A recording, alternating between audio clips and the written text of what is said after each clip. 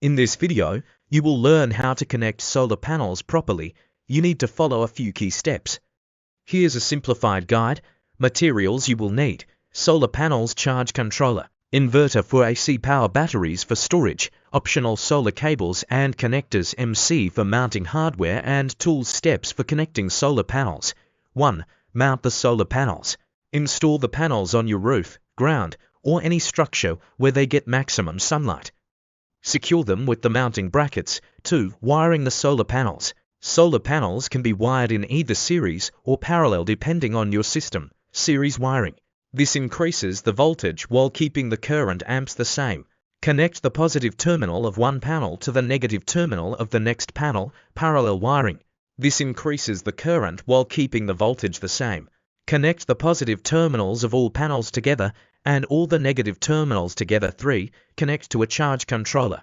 The charge controller regulates the voltage and current going into the batteries. Connect the positive and negative wires from the solar panels to the corresponding terminals on the charge controller input side. Then, connect the charge controller to your battery bank to manage charging. 4. Connect to the battery if using. Batteries store energy from the solar panels for later use. Connect the charge controller's output to the battery terminals, positive to positive, negative to negative. Use appropriate gauge wiring for the current you're handling. 5. Connect an inverter. If you need AC power, you'll need an inverter to convert the DC direct current from the panels, batteries, to AC alternating current.